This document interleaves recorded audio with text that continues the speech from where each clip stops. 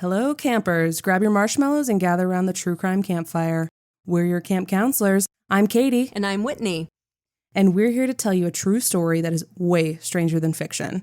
We're roasting murderers and marshmallows around the true crime campfire.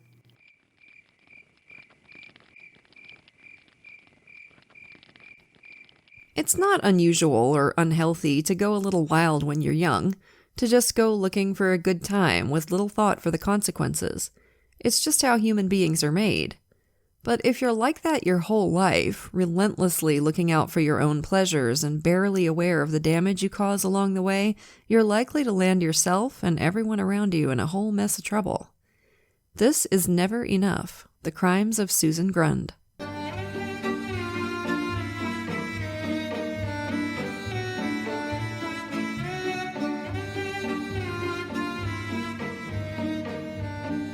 So, campers, for this one, we're in the small town of Peru, Indiana, August 3rd, 1992. Just before midnight, Susan Grund called 911 from her expensive new house out on Summit Drive. "It's my husband," she gasped to the dispatcher. "We just got here and there's blood on him." There wasn't a lot of blood on her husband, attorney Jim Grund, but it was enough. He had a single gunshot wound to his left eye. He lay still on the couch in the bedroom, TV remote beside him, notes for a speech he was planning to make on the coffee table. Except for the horrible bloody hole where his eye should have been, he looked peaceful, like he'd just laid down for a nap on the couch. That was probably what happened, in fact, but Jim never woke up. He'd been shot in the head while he slept. The bedroom looked like it had been ransacked, with furniture overturned and drawers pulled out. EMTs were quickly at the house, but it was clear that Jim was dead and had been for a while. Susan seemed almost numb. She started calling pretty much everyone she knew to tell them what had happened. One of the EMTs asked her what had happened to Jim.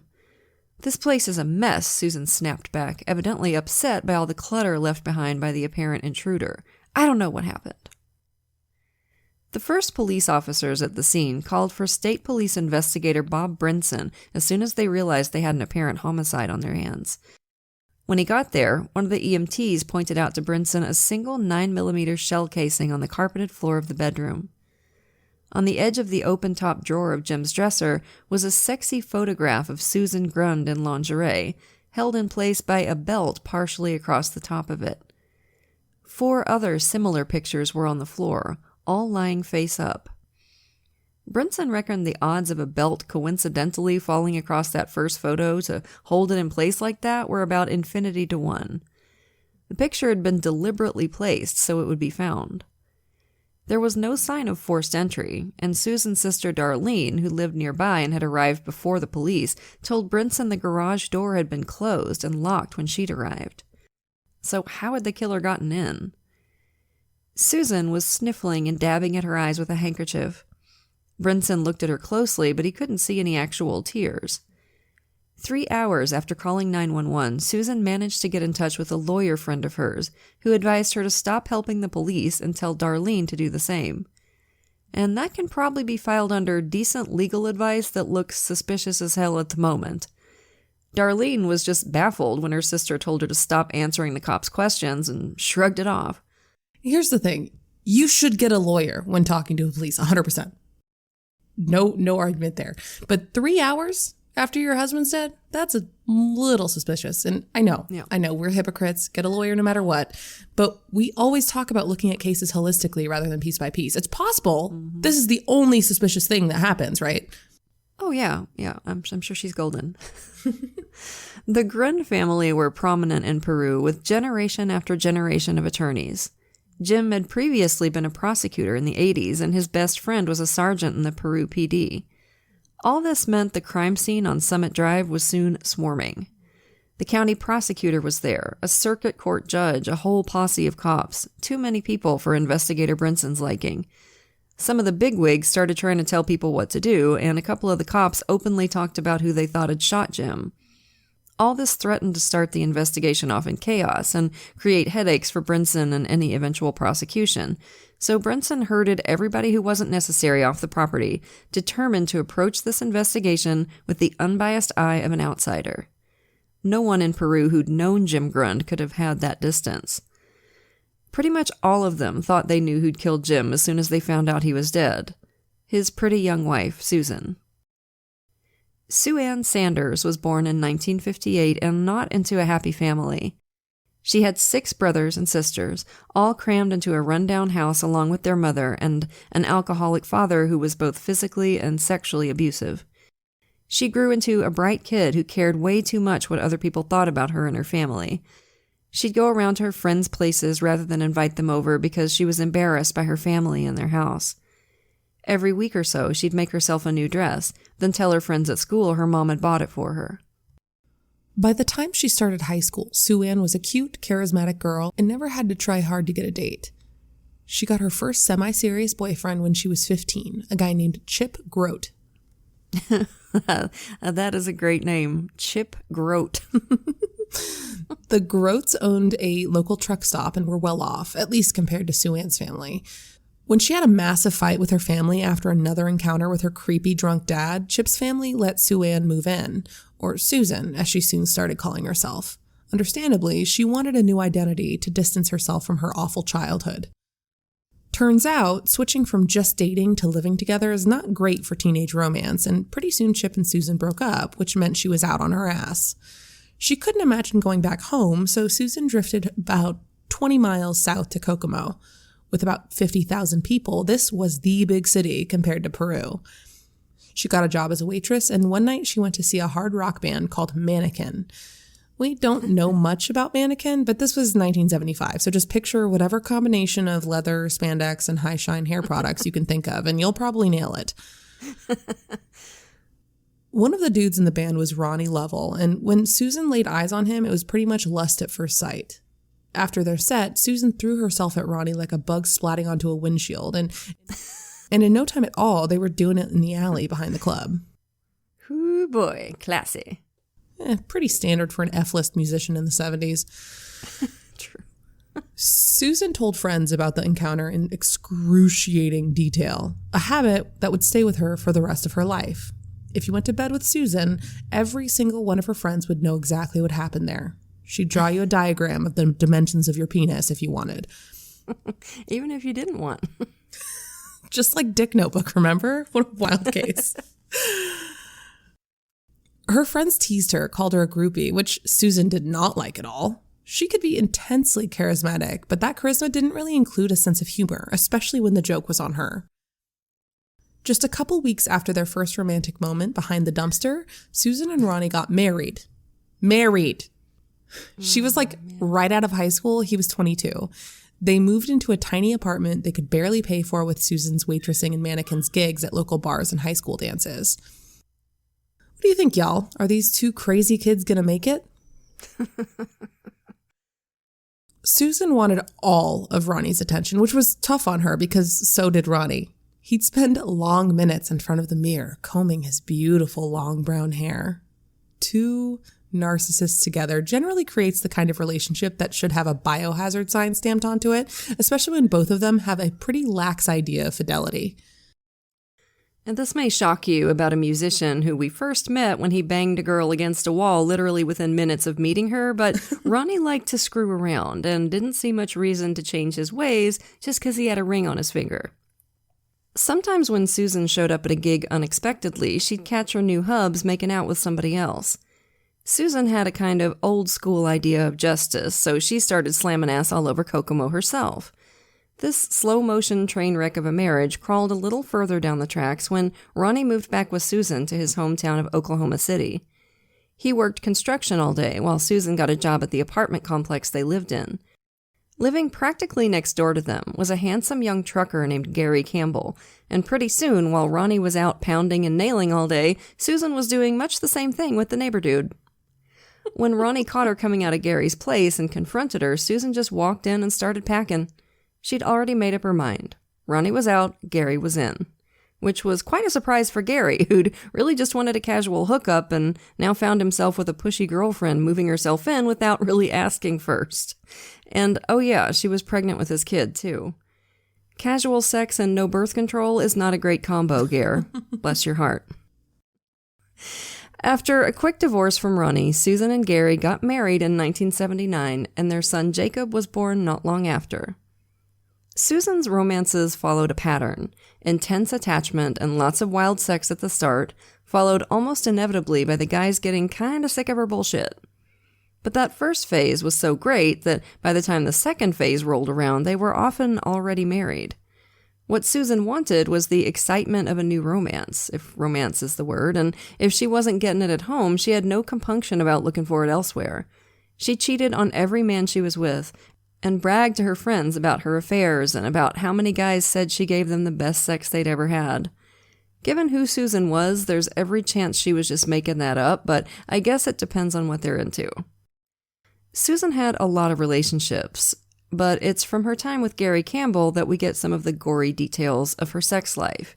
And I mean gory, literally. Buckle up for this one. One time, Gary started putting the moves on his wife when she grabbed a pair of scissors and stabbed him in the chest. It wasn't too deep a cut, but it bled a lot all over his chest. Susan was immediately all over the shocked Gary, grinding on him, rubbing her hands all over his bloody chest and grabbing his crotch, very obviously and very creepily more turned on than he'd seen her in months. Yeah. Another time, Gary told her he'd hurt his ankle at work. Susan grabbed a knife and stabbed him in the thigh. "Now you won't think about your ankle too much," she said, and once again was all over him, grabbing his balls and rubbing up against him, ready to get down to business. When they went jogging together, Susan would punch him hard in the arm when they ran. Then when they got home, she'd completely wail on him with her fists and desperately want to screw right after. I guess for some guys, all this weird shit might be the best sex I've ever had, but I think they'd be a minority, one that did not include Gary Campbell. He seems to have been almost relieved when his wife started messing around on him. Susan was bored of Gary and bored of her new job on the factory lines of Perry filters. She wanted to shake her life up, preferably in a way that meant she didn't have to work factory jobs like this. One of her bosses was a good-looking guy called Tom Whited. Tom had money, kind of. 6 months previously, his wife had died of leukemia. She'd been the daughter of the factory's owner and had made her dad promise to look after Tom and their young son Tommy. Tom had been a captain in the army until he'd had a car wreck and suffered a cerebral contusion that had kept him unconscious for 3 weeks. That's a significant brain injury, the kind that can shake up your capabilities and decision-making skills. Tom was discharged right about when his wife got sick. So here he was, a guy with looks and money who was heartbroken and more than likely not quite thinking straight. With Susan on the prowl for a new life, Tom might as well have been a wounded wildebeest wandering away from the herd. Because she could never keep her damn mouth shut about her sex life, soon everyone at the factory knew what was going on between Susan and Tom. Soon Gary knew too. Susan didn't care. She was done with Gary. Mostly. Sure, she'd sneak around on Tom and go hump her ex sometimes, but where's the harm in that? Regardless, 1982 saw another quickie divorce and then fall wedding for Tom and Susan, just a year after Tom's wife had died. And for now, we're going to put a pin into Tom and Susan's marriage. What happened there will be important later, and we'll come back to it. For now, though, all we need to know is that 18 months after wedding number 3, Susan was divorced again and making the long drive back to Peru, Indiana. Her tail wasn't exactly between her legs. She might be headed back to her hometown, but at least she was doing so in a shiny new Buick she'd gotten from Tom. And that wasn't all she came home with. Susan, Central Indiana born and raised, was now putting on a sexy Southern accent. This is the kind of thing you can pull off when nobody knows you, but not when you're going back to your hometown with people who've known you for as long as you could walk. Oh my God. I love it when they fake an accent. It comes up all the time. Remember Tracy Richter and her fake British accent? Why does this always come up? It's so funny to me that people think they're going to get away with this. People like this cannot stand not being the center of attention, and in their heads, they're the most interesting people in the world. So, of course, people are going to be like, oh my God, your accent. Oh my God. That's how they picture everyone reacting instead of like, oh, did you get an accent in the other town you were in? Like, that's the actual reaction, not... At the grand old age of 25, Susan was already ruthlessly cynical about romance. She wanted sex and never had to try hard to get it. Not long after she was back in town, she had a regular thing with a young, cute guy who was good in the sack. Unfortunately, though, he was poor. In fact, he lived right across the street from the rundown house Susan had grown up in, and that wouldn't do it all. That was part of the life she'd been trying to get away from for years.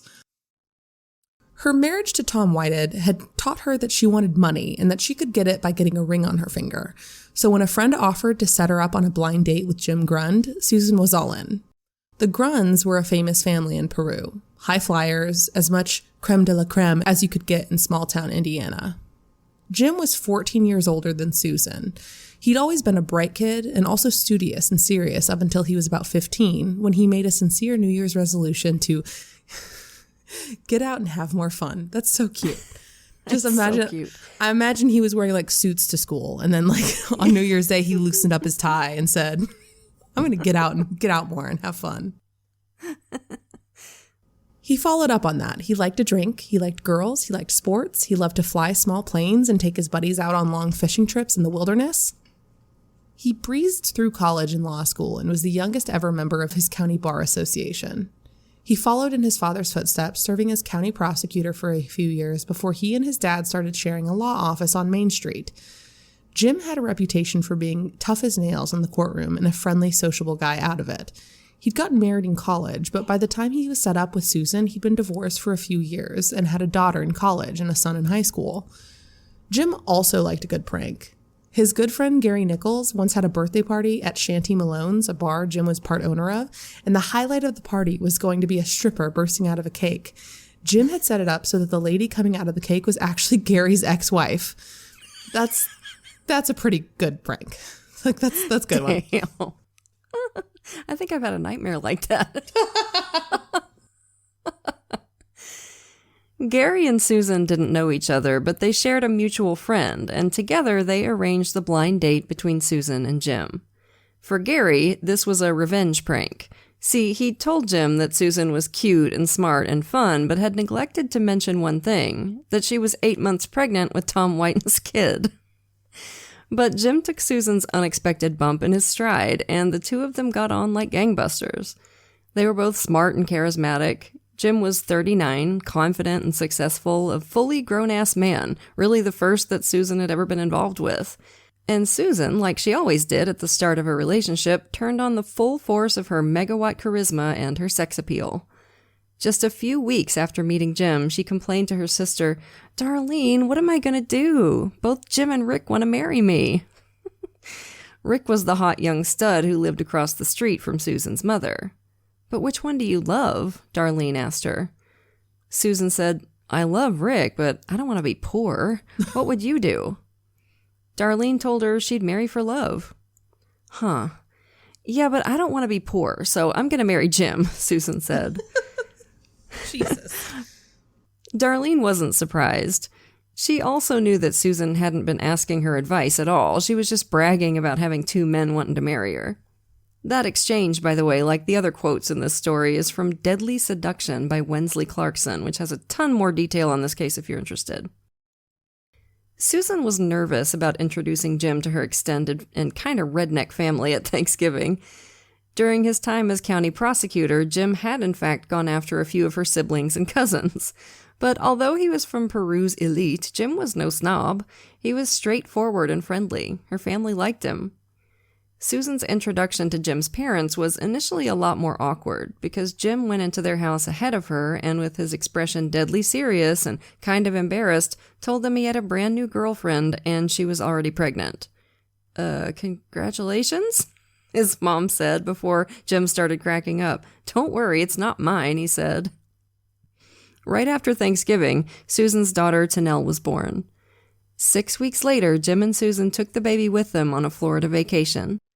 Jim's mom knew what he was going to tell her as soon as he called from the Sunshine State. Just a couple months after meeting, Jim and Susan had gotten married on a yacht off the Florida coast. Not long after they were married, Susan took advantage of Jim's money and legal skills to get custody both of her son Jacob and newborn baby Tanel. And Susan decided that Jim's current house wouldn't do for her and her young family.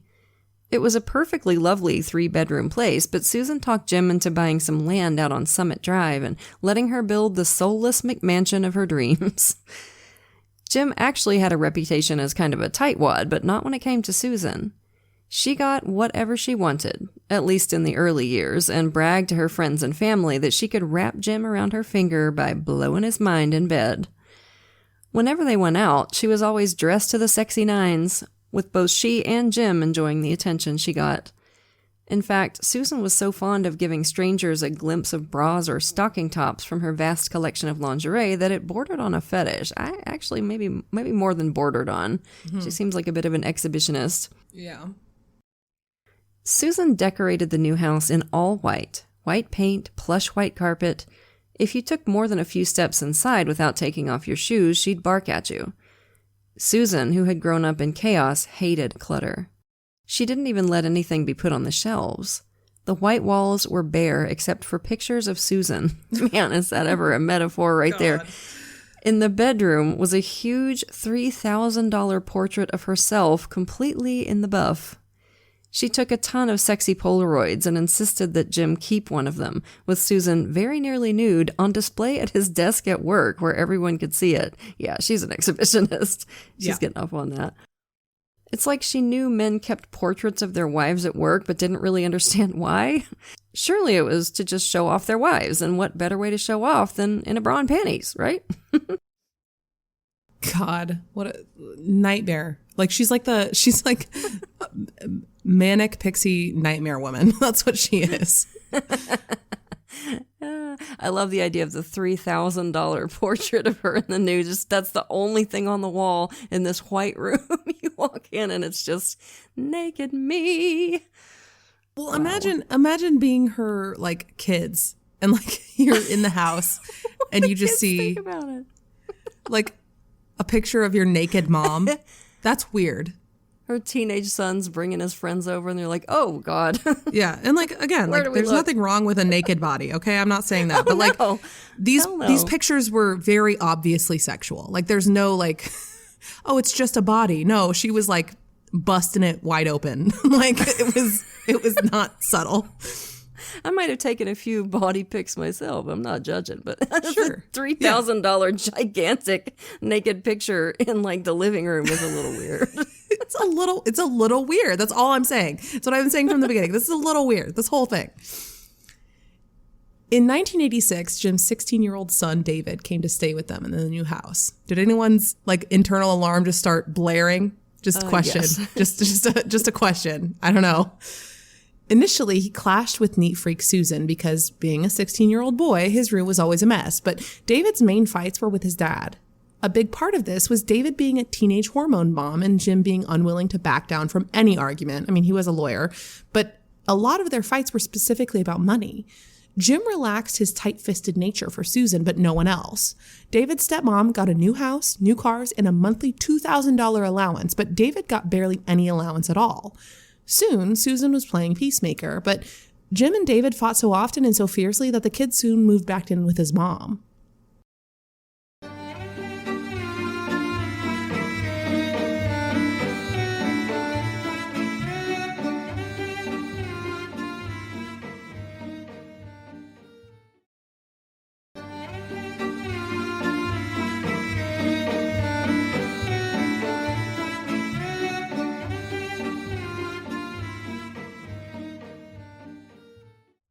Susan mostly behaved herself for the first few years of their marriage, and after that she very much did not. She'd been occupied with the new house and by establishing herself in Peru high society, by helping out with beauty pageants and getting her name and picture in the local paper, but by the late 80s, she was bored. It didn't help that Jim worked long hours and was often tired and no longer wanted her sexually every minute of every day. Susan needed that kind of attention like other people need air and water. A couple of times every year, Jim would fly his buddies off on long fishing trips to Canada or Mexico. Susan, after years of playing the society wife, started using these trips to get back in touch with her wild youth. She'd put on a short leather skirt and a see-through top and go out to dive bars with old high school girlfriends to pick up guys. She didn't drink. She'd never been drunk in her life. The thought of being out of control scared her, and she still had nightmares about her alcoholic dad. Subtlety wasn't Susan's game. Her main method of seduction with a guy she liked was just to look him straight in the eye and start fondling his crotch. Whoa. A couple minutes later, they'd be banging in the back of her car. Before long, she moved on from relatively anonymous hookups and skeezy bars to guys in her and Jim's own social circles. This obviously involved a greater risk of being caught, but that was part of the fun for her. Yeah. One time, Susan and a friend went down to Indianapolis to watch a ball game and met a super handsome guy who worked as a choreographer for the cheerleaders. They all went out dancing, and Susan brought her A game, sexy red dress, seamed stockings, 3-inch heels, and told her new dancer friend in great detail about the open marriage she had with Jim, how she was free to go to bed with anyone she wanted. All this would have been news to Jim. This was one of those open marriages where only one half of the couple knows about it. Susan went back to the guy's apartment, and as soon as they lay on the bed to watch TV, she tried her signature move of just grabbing at his junk. He stopped her. Turned out this handsome dancer and choreographer was gay and had a boyfriend. Susan let this compute for a second, then said, huh, and made another grab for his dick. Eventually, she gave up and drove home, frustrated. Oh, God, poor dude. Yeah, she just blue screened. The idea of a man who didn't want her was so far outside of her consciousness that she didn't get it and resorted to sexually assaulting him some more. Oh, God, that poor dude. Susan was getting careless. A neighbor saw her making out with a dude at the fairgrounds. Whenever Jim was out of town, Susan's teenage babysitter would see her go out dressed like an extra in a rock video and come back early in the morning with an unmistakable, recently plowed look about her. And she just couldn't keep her damn mouth shut. All her friends and family heard about every tiny detail of her affairs. She encouraged her married friends and neighbors to have affairs themselves and gave them tips on how to do it. Did Jim know she was cheating? It's hard to believe he didn't. I mean, it was a small town. People talk, and Jim was a smart guy. And when Susan complained about obscene phone calls she was apparently getting, Jim had his cop buddy Gary Nichols tap their phone line and record conversations for a week. Jim was the only one who heard the tapes, and there's every chance he heard Susan chatting to her boyfriends. In 1990, that list of boyfriends had an eyebrow-raising addition. I'm having an affair with David, Susan told her sister, as casually as if she was talking about her grocery list. Now, this was Jim's son, David, who was now in college, but Susan had been his stepmom since he was 14 years old. Now, David has always denied that anything went on between them, even on the witness stand, but he wouldn't be the first person to give false testimony about something he was ashamed of. They talked constantly on the phone. They went for long nighttime drives and parked for hours. You know, maybe they just wanted to listen to the West Coast baseball games on the radio, or maybe not. People noticed how at parties Susan would discreetly stroke David's hand. A friend of Susan's flat out saw the two of them making out on the street. Every weekend, David would come back from college and he and his stepmom would screw like weasels in heat. Soon, he moved back to Peru and would sneak over to the house on Summit Drive when Jim was at work. To add another wrinkle, when David couldn't get any money out of his dad, he'd get it from Susan instead. Now, like I said, David has denied all this, but Susan told her mom and sister about the affair in much more detail than they wanted to hear. Everything she and David got up to, all the ways he was better in bed than his dad. If she was making it all up, then she'd missed out on a career writing some pretty messed up erotic fiction. And look, it's possible she did make it up, okay? She obviously liked shocking people with all the details of her sexcapades, so I could see her getting off on the idea of doing something really taboo like that and telling everybody about it, even if it wasn't true. So it's possible, but when you've got people saying independently you have no reason to lie, like, yeah, I saw him making out, I don't know. We'll never know if Jim knew what was allegedly going on between his son and his wife, but soon after, their marriage was in serious trouble. They were regulars in the Peru social scene and started having loud public arguments that frequently devolved into yelling. During one of these fights, Jim said that if Susan was so pissed at him, she should hire a hitman to take him out. And she should make sure he shot Jim in the eye because the bone behind it was thin. This was a tidbit he remembered from his days as a prosecutor. Susan was suddenly more curious than mad. Really? She said. Oh boy, file that one under probably shouldn't have said that. Oh my God. Susan wasn't the only one cheating. David lived with his girlfriend, Denise, and because this kid's romantic life wasn't already messy enough, Denise's ex-husband was kind of a psycho who threatened and intimidated them both so much that David bought a gun, a 9mm pistol. He showed it off to Susan, put his arms around her to show her how to work the slide, and right then Denise walked in, and David and Susan jumped apart like they were being pulled by big magnets. Oh my God. Oof. Yeah. David and Denise lived in a little old house in the country.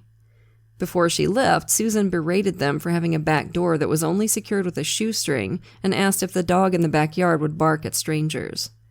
Just regular stepmotherly concern for domestic security, I guess. When David and Denise got home that night, the place had been burgled, furniture tipped over, but the only thing that had been taken was David's new gun. The couple gave up on country living and moved into a nice, secure apartment in downtown Peru. You know, it's so funny. Like, allegedly, the same day she was like, wow, your apartment is super easy to break into, or your house is really easy to break into. And then that night, it was broken into. Like, I know. You can't hold it together. coinkydink. Like, it's crazy. I don't know. Like, I don't know. It'd be, as I'm assuming they told the police that, and the police were like, huh, what a coincidence. By summer of 1992, Susan and David's affair was over, and based on Susan's reaction, it was clear that David had come to his senses and shut it down. When her friends asked Susan about him, she reacted as if she barely knew him. Her relationship with Jim wasn't improving either. At a barbecue, Jim watched his wife flirting with yet another dude. He quietly told a friend, who happened to be the current county prosecutor, "If I ever die, you look at that bitch first." Ooh. In the following week, Susan developed a weird habit of butting into conversations with non sequiturs about David's missing gun. Like, a friend would be talking about her sick parents, and Susan would say out of the blue, "I hope nothing happens with that gun that was stolen." It was on her mind, obviously. Man, oh man, subtle. Yeah, I know. Like, what weird, great weather we're having. That gun is really scaring me. Super missing. Was stolen. It's extra missing. I have no idea where it is.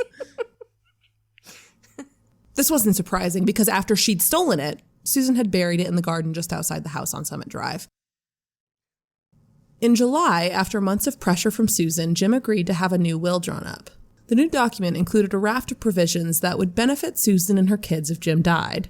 Why Jim agreed to the new will is unclear, especially as right afterwards he told a lawyer friend that he was going to file for divorce as soon as the family got back from a summer vacation to Alaska. Maybe he figured that after the divorce he could get another will drawn up that would cut Susan out. It was a dangerous mistake. And it's very possible that that was like picking his battles. He's like, I don't even want to argue about this. I'll just do it and then fix it later. But yeah, I think that probably is what it was. But oh man, unfortunate. Up in Alaska, Jim told Susan he was going to divorce her and that she wouldn't get the house or any of his money. For him to be so sure about that meant he must have had something fairly devastating to use against Susan. It wouldn't have been hard for him to get evidence of Susan's affairs, but my guess is he knew about her and David. Yeah. The family got back to Peru on August 1st, 1991, and went to an office picnic that afternoon. Jim's law partner thought he seemed happier than he'd been in years, while Susan was practically mute. No wonder. She'd lived a life of luxury for years, and it was all about to go up in flames. She'd be left with nothing. She'd be poor again. If she didn't scare up another rich husband in short order, she'd have to work again. God forbid. Say it ain't so. On the other hand, there was that big fat new will of Jim's. If he divorced her, she'd get nothing, but if he died, she'd get nearly everything. Obviously, Susan's thoughts had been turning in this direction for a while. That's why she had stolen David's gun. But until now, that had been just a vague contingency, something she might have to use for the future. Now, things were urgent. She couldn't let Jim divorce her. So on August 3rd, just a couple of days after they'd gotten back from Alaska, Susan Grund dug up the stolen gun and shot her husband in the eye while he slept in their bedroom. She puttered around for the rest of the evening, taking her son Jacob out to a campsite where he'd spend the night, then setting up her 8-year-old daughter, Tanel, down in the basement for a sleepover with her cousin. Jim was the only father Tanel had ever known. Just before she went to sleep, she asked Susan, "Can I go kiss Daddy goodnight?" Susan paused for a moment, then said, "You'll have to give Daddy a kiss in the morning because he's already asleep, sweetheart." Oh, God, that's so sad. A few minutes later, she called 911 and told them she'd found her husband dead. State Police investigator Bob Brinson was determined to keep an open mind about Jim Grund's death, despite all the locals immediately assuming Susan had killed him. Their gossip had already provided him with at least one more possible suspect. That first night, he heard about Jim's tempestuous relationship with his son David, rumors about an affair between David and Susan, and how David owned a 9mm pistol that had allegedly been stolen. But it was hard not to be suspicious of Susan, especially after his first interview with her in the police station at 4 a.m. With all her usual subtlety, Susan came on to him, hard. She slowly ran her gaze down from his face to his crotch and licked her lips, then repeated the performance while very obviously pushing forward her recently enhanced boobies. Brinson thought she was sincere. She really was, turned on, and if he'd responded in kind, he thought she'd probably have screwed his brains out right there in the interview room, just hours after supposedly discovering her husband's murdered body. It was creepy as hell. Yeah. And Susan never checked up on Brinson's investigation, never asked how it was going or if progress had been made. Spouses of murder victims usually do that stuff, when they're not the one that pulled the trigger. David, as it turned out, had a solid alibi with his girlfriend for the whole day when Jim had been killed. He told investigators there were probably shell casings from his stolen gun out at the little place in the country where he used to live, where he'd shot it off a few times. Sure enough, they found casings there. They were a match to the one found beside Jim Grund's body in the bedroom. David's gun had been used to kill his dad. When he told them about Susan's interest in the gun and how it had been stolen the same night he'd shown it to her, their attention really focused on her. And that focus became laser sharp on August 7th when they learned about what had happened during Susan's brief marriage to Tom Whited down in Oklahoma City. Tom, remember, had been Susan's recently widowed and recently brain-injured boss, who she'd seduced and married in short order. He and his first wife had a son, Tommy, who was about the same age as Susan's own kid, Jacob, who was 4. Susan started dressing them identically and claiming they were twins so she wouldn't have to explain about her previous marriages. She even dyed Tommy's blonde hair brown so it matched Jacob. Tommy was a bright, curious kid, which to Susan just meant he was irritating. Jacob was more withdrawn. He'd already learned to avoid his mom's temper.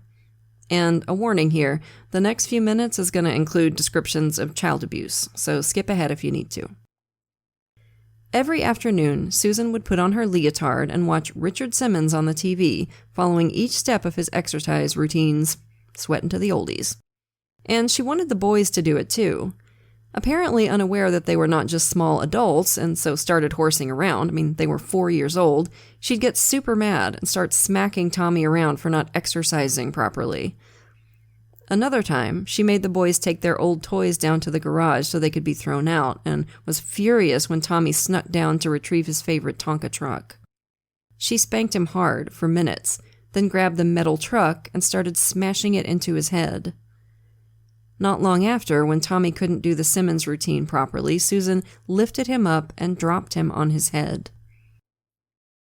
3 months after Susan had married Tom, his son was in the ER with a fractured skull and a hematoma. Susan said he tripped over the family dog and hit his head. The doctors absolutely should have reported this case to the police, but Tom and Susan were well-dressed and well-to-do and obviously concerned about the kid, so they didn't. And a week later, Tommy was released from hospital back to his dad and stepmother. He was terrified of Susan. Susan worried that he might have told people in the hospital, and that put her temper on even more of a hair trigger. When the scared Tommy accidentally peed himself in the back of her new Buick, bless his little heart, she was convinced he was doing it deliberately to get back at her. She got so mad she tied him to a stake in the backyard and left him out in the sun all day, where his skin burned and blistered. When she finally brought him in, he threw up, which made Susan so mad she beat him severely. Tommy lost consciousness. Tom and Susan took him to a different ER this time to try and avoid suspicion, but they weren't going to skate by this time. Tommy, still unconscious, was diagnosed with a brain hemorrhage and general brain dysfunction. Ugh, God, poor baby. Susan said this time Tommy had been in a shopping cart when it had been hit by a car. He had days' worth of bruises all over his body, as well as sunburn and cigarette burns. He was rail thin because Susan kept the boys, who, remember, were 4 years old, on a strict near-starvation diet. Jesus. These doctors called the police right away. Tom Whitehead seemed completely oblivious to the awful abuse of his son, and the only way to make that make sense is to remember that he'd suffered a significant brain injury of his own just before he met Susan, and hadn't been quite right since. It's not an excuse, but it might be an explanation. When a detective questioned Susan, she denied everything, then fainted. A nurse crouched beside her right away and told her to wake up. Susan came to, eyelids fluttering. "What happened?" she said. "She's faking," the nurse said. "If she'd been unconscious, she wouldn't wake up so quick."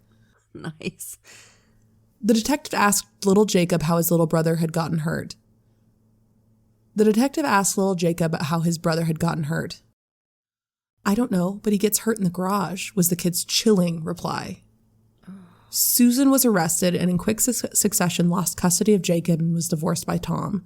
Tom was compelled to promise he would help in Susan's prosecution, but when it came to it, he got cold feet. Incredibly, Susan had managed to get him back into bed. Without Tom's full willing testimony, the best the prosecution could get was a 5-year suspended sentence for felony child beating. After the trial, Susan called up the prosecutor and asked him out for a drink. He initially thought this was some kind of scheme to get leverage, but no, she just thought he was cute and wanted to get him in the sack. Oh, Lord. The thought that he'd be utterly repulsed by her awful abuse of a child just didn't occur to her. He hung up on her. Wow. Tommy would need constant care for the rest of his life, which his grandparents provided. He was severely mentally impaired, almost entirely nonverbal, and had to be fed through a tube in his stomach. Jesus. I doubt Susan thought about it for more than one collective minute after she shook the dust of Oklahoma City from her feet and headed back to Indiana. Oh, boy. Literally, like, this is one of the worst people we've ever covered. Like, treating a child that way, like, you shouldn't treat anybody that way, but a 4-year-old child, 4-year-old children don't know anything.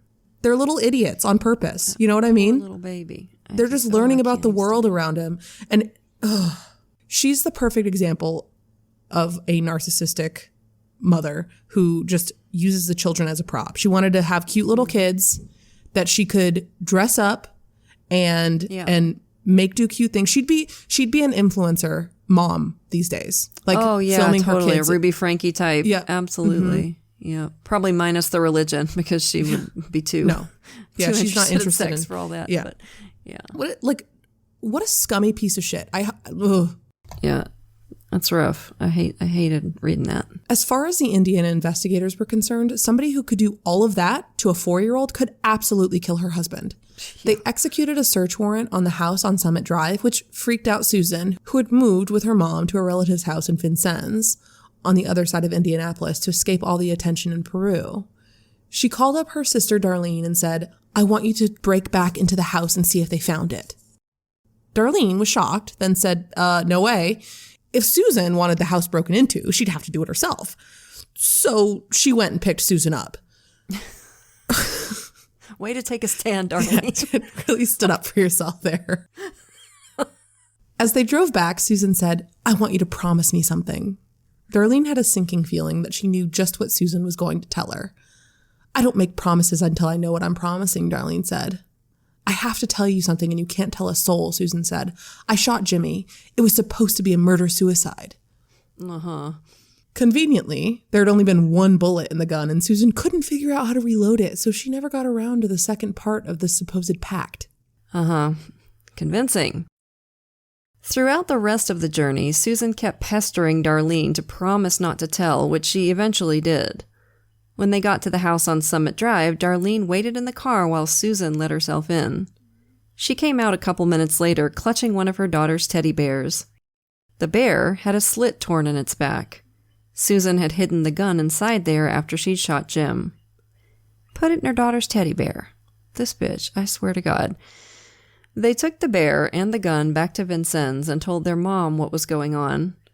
Over the next couple of days, Susan and her mom got a metal bucket, poured some concrete in, let it set, then put the gun in and poured some more concrete over it. When that was set, they covered the concrete with dirt, put some plants in it, and had one very heavy and incredibly incriminating planter. For a month or so, investigators chased down leads that didn't lead much of anywhere. There was little doubt that Susan was guilty, but they had nothing like enough evidence to go to trial. Then one day, Darlene was at the courthouse to pick up an unemployment check and happened to see Bob Brinson come out of the sheriff's office across the street. She'd been wrestling with her conscience ever since Susan had told her what she had done, and she also worried that Susan would somehow throw the whole business onto their mom.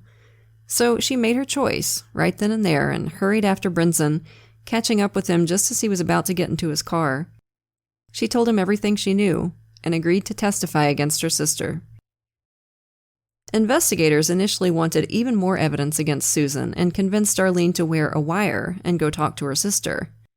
But Darlene was shakingly nervous and Susan was suspicious right away, even scribbling, "Are you wearing a wire?" onto a scrap of paper.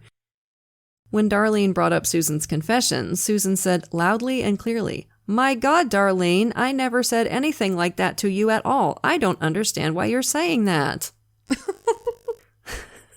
So that was a bust, but they still had Darlene's testimony, and it was finally habeas corpus time for Susan Grund. After Susan was arrested, her mom decided to make a clean slate of things. She called investigators and told them about the hidden gun. They arrived at the house in Vincennes with hammers and crowbars, and soon enough, there it was, the murder weapon. Susan's trial in Peru was a circus in front of packed galleries and ended in a hung jury. Some of the jurors didn't believe David's denial of an affair with Susan and thought his potential involvement created sufficient reasonable doubt. The retrial was moved to a smaller courtroom in the small town of Warsaw, and this time, Susan's goose was cooked, the testimony of her mom and sister really solidifying her conviction. Her Oklahoma conviction for felony child abuse wasn't admissible during trial, which was certainly the right decision because anyone who heard about it would want to string her ass up right there in the courtroom. It was admissible for sentencing, though, and Susan received the maximum, 60 years. She was apparently paroled in 2020. This case is another example in a long list of how abuse can ripple down through generations. Susan went through hell with her dad and went on to wreak hell for her husbands and stepkids too. Which is not to say that most abused kids grow up to be abusers. They don't. But it's important to realize that this stuff doesn't happen in a vacuum. Some people heal from it and others just pass the pain along. Now, this is anecdotal, and we certainly don't have any proof of it, but while we were researching this case, we came across a 3-year-old post on Reddit from a woman who claims to have been in prison with Susan before her release, and she says Susan was every bit as manipulative and ruthless behind bars as she was before her incarceration. Allegedly, while she was on the inside, she met a man who fell for her and decided to write a book about her. If they're together now, I hope he's watching his back. Mm-hmm. So that was a wild one, right, campers? You know we'll have another one for you next week. But for now, lock your doors, light your lights, and stay safe until we get together again around the True Crime Campfire. And as always, we want to send a grateful shout out to a few of our lovely patrons. Thank you so much to Laura, Winter, Crystal, Kathleen, Sarah, Desiree, and Philip. We appreciate y'all to the moon and back. And if you're not yet a patron, you're missing out. Patrons of our show get every episode ad-free, at least a day early, sometimes 2, plus tons of extra content, like patrons-only episodes and hilarious post-show discussions. And once you hit the $5 and up categories, you get even more cool stuff. A free sticker at $5, a rad enamel pin while supplies last at $10, virtual events with Katie and me, and we're always looking for new stuff to do for you. So if you can, come join us at patreon.com/truecrimecampfire. For great TCC merch, visit the True Crime Campfire store at spreadshirt.com. Check out our website at truecrimecampfirepod.com, and you can listen to us on YouTube now, which is rad.